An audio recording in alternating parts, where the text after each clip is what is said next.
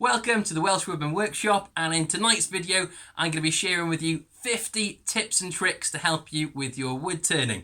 Stay tuned until the very end because I'm going to be sharing with you the most important tip that's going to really help improve your wood turning the most. Wood turning tip then, when you're coming to roughing out a bowl or any sort of turning, really try and keep the tool as close to your body as possible. So that gives it more stability compared to holding the tool far away from your body and you're just depending on your arm. So try and move with the tool.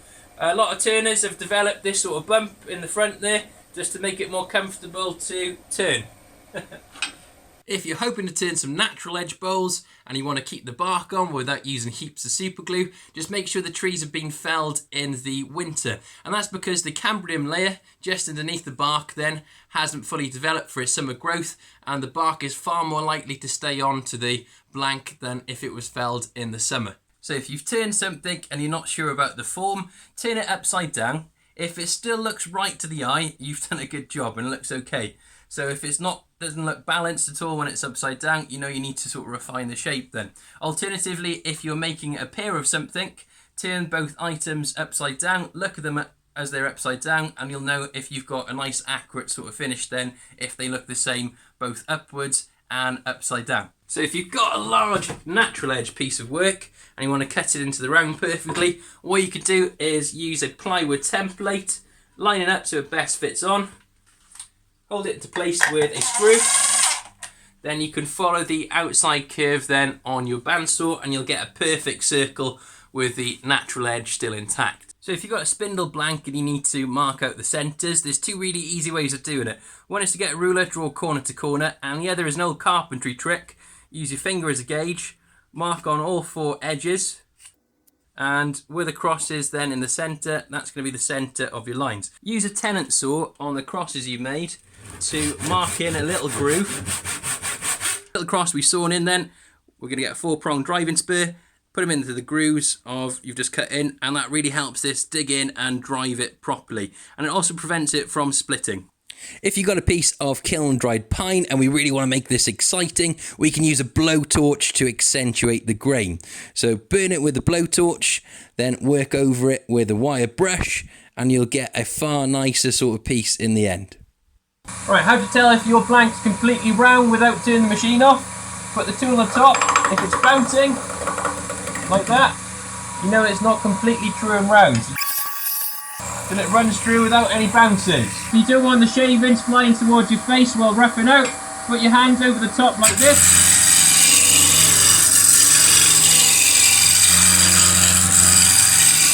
And that'll direct all the shavings away from your face. Try and sand in the direction of the grain in between each grit of sandpaper and you'll get a nicer finish then when it comes to the end. 40mm PVC waste pipe makes ideal storage for most of your wood turning tools. So to try and improve your overall efficiency, try and get all the tools you use on a regular basis within arm's reach. So I've got all my tools, my centres, finishes, paper towels, and try and get your grinder as close to your lathe as possible because you're going to spend less time walking to your grinder then and more time working on the project you want to work on. So screw chucks then, if you're using these to turn bowls, if you've got a shallow bowl, you can actually reduce the amount of hole you need to drill for the thread to go on by using some plywood blocks like a shim. And that allows the bowl then to sit flat against this and it gives us some stability as it's turning. Working with green wood, it's a good idea to put an undercut onto the bottom of the bowl.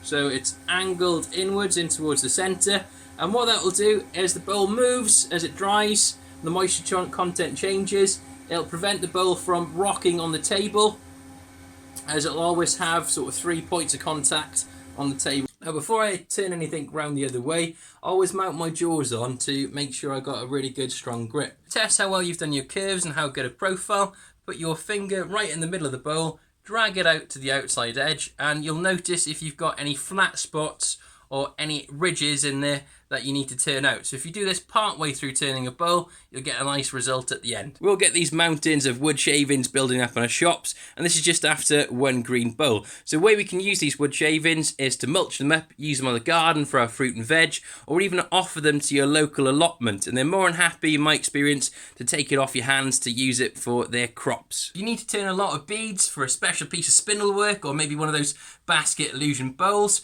Rather than turn them all by hand, you can make yourself a beading tool. Now this one was an old joiner's chisel that was knocking around and made into a tool, and all you have to do is grind the top, grind a little groove profile, and this will make beads exactly the same over again and again and again really quickly. Alternatively, if you've got an old bowl gouge lying around so it's come to the end of its life, rather than not using the tool, you can grind back an angle on the top and they make superb beading tools. Candle wax or a bar of soap makes really good lubricant for driving in those faceplate screws.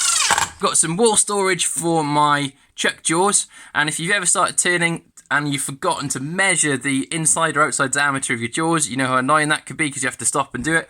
So I've just made a little gauge there as to what sizes those are. It just speeds things up a little if you forget to measure. Use a diamond home in between grinds, as that's going to help keep your tool nice and sharp, and it's also going to prolong the life of your tool rather than grinding all this high-speed steel away. Saving you time from taking out your spur, then putting the chuck on, what you can do is get a chuck adapter. So the jaws of your chuck clamp onto this, you can put the spur in and that matches the Morse taper of your spur, and that'll just save you a little bit of time. Also, if you've got smaller jaws, you can actually get these spurs that your jaws can clamp onto. So if you're like me, you're constantly putting your pencil down and looking for it or dropping it in the shavings. So the way you can avoid that is just stick on 2 magnets to your pencil, then you can attach it to your lathe and it's there, easy to grab when you need it. When you're considering laminating 2 pieces of wood together, try and choose 2 species with similar density. So I've got beech and tulip wood. So as this is going around, tulip wood's a lot softer than beech, so you're more likely to get a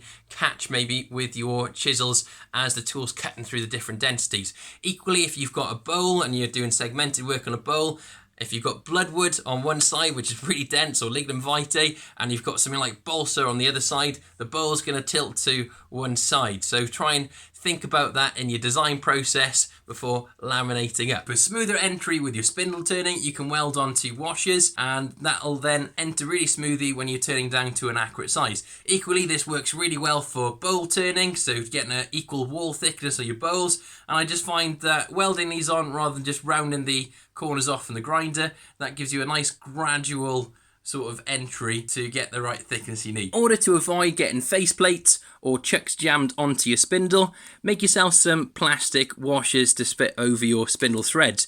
And what that'll do is it will reduce the amount of metal to metal contact, and it's less likely to jam or fuse into place. It'll just make it easier to take your chucks and your faceplates off. Tree surgeons are a really good source of free wood.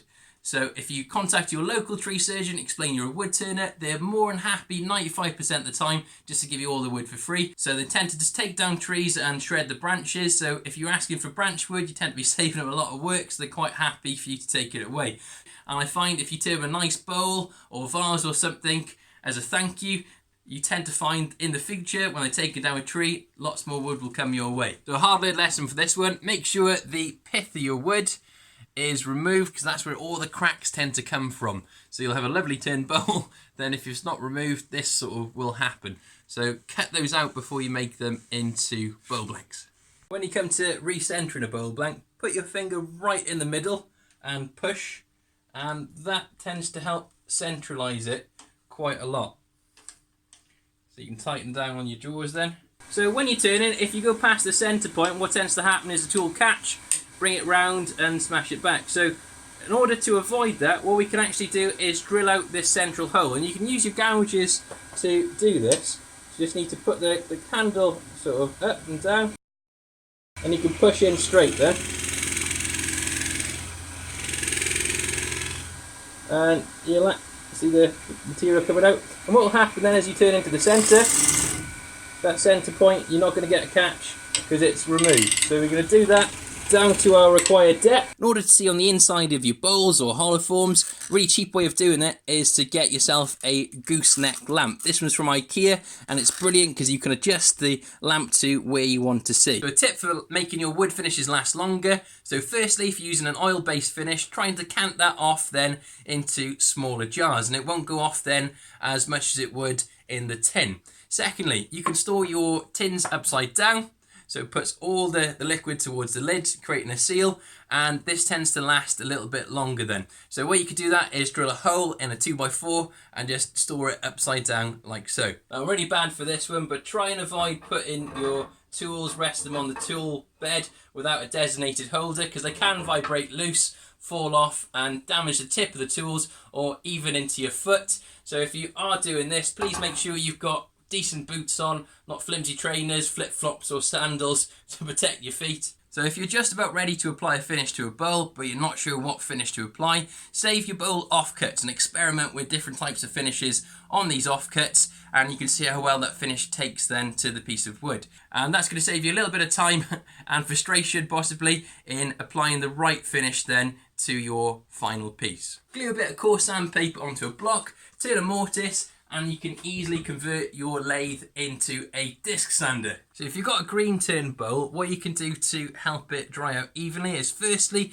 try and get your wall thicknesses as even as possible, and that's going to reduce the amount of warpage you're going to get.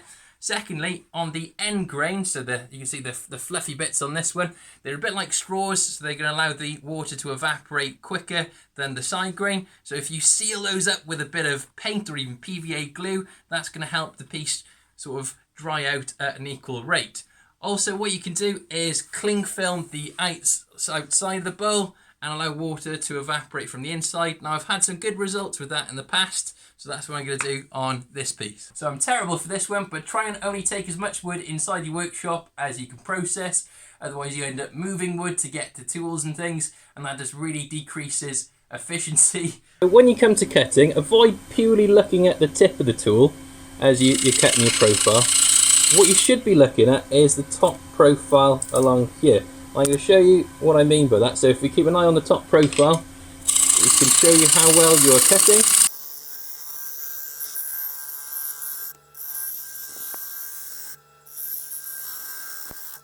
And that's going to give you a far more pleasing shape eventually, rather than just looking at the tip and redefining that shape all along. So it gives you the profile of the bowl. When you come to spindle turning and you've got a lovely straight grain piece of wood, and especially a softwood, try and avoid using cone centres, as they act a little bit like a wedge and they can actually split the wood along the grain lines. So I tend to use more cone centres for pieces of work like this, as you get a little bit more support at the end and it's less likely to split. So if you've got a square block or an irregular shape, you want to do some spindle turning and you need to get the tool post nice and close, put the tool post so it's touching the piece. Rotate the chuck slowly by hand, and it's going to knock the tool post out to the perfect position you're going to need for turning. And just lock it down, and that's at the perfect distance away from the piece. So if you've got a really wobbly bit that's out of true after you put it back in the chuck, one way you can get this all straightened up, if you put your skew chisel, be really careful when you're doing this, on a low speed, and lift up, piece is put into true. If you've got a groove in a piece of spindle work that you want to accentuate, you can use a piece of guitar wire between two G-clamps and ramp the speed up. Use the G-clamps as handles.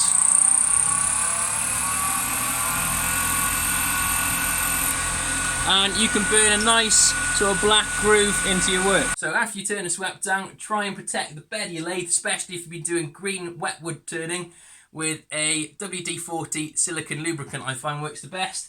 Spray it on, rub it in, and that's going to help your tailstock move up and down nice and freely along with your banjo, and it's also going to prevent your bed from rusting. It's a good idea to dress your tool posts.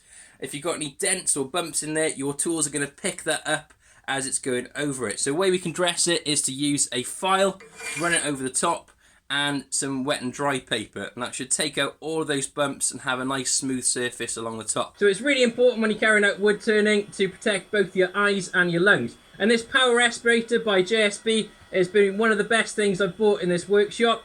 So it protects your face, it's got an impact resistant shield, and you're not breathing in those horrible carcinogenic dust from those tropical hardwoods, and fresh air circulated throughout the helmet. It's nice and lightweight as well, so it doesn't feel like you're wearing a heavy thing, and it's really good for me because I've got a beard and it creates a better seal than a dust mask.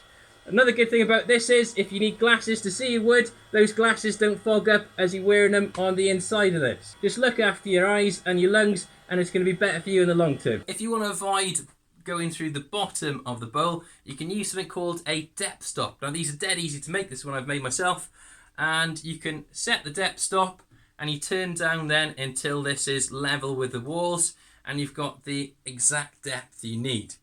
Now these are really handy to use.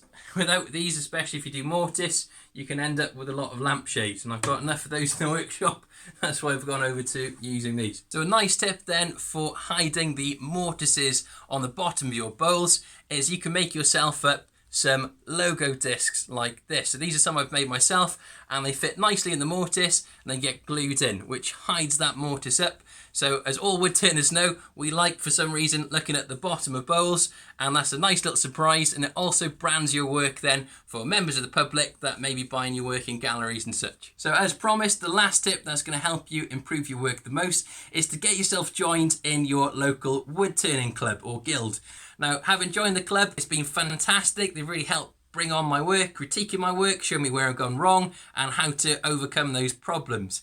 So I've really appreciated all the input from the pro turners and sort of elder members from the club that have really helped develop my confidence, number one, and my skills, number two. Now, a lot of the tips and tricks in this video have actually come from club members and pro turners that have demoed in the club, so really appreciate everyone that's given me help to produce this video. Let me know which is your favourite wood turning tip and trick in the comments below, or if you've got any tips that you can add to help out other wood turners out there. Now, if you've enjoyed tonight's video, please consider subscribing. It helps me out a lot, and then I can get more wood turning and woodworking videos your way. Thank you so much. Hope you have a great night. Diolch yn fawr. Nos da.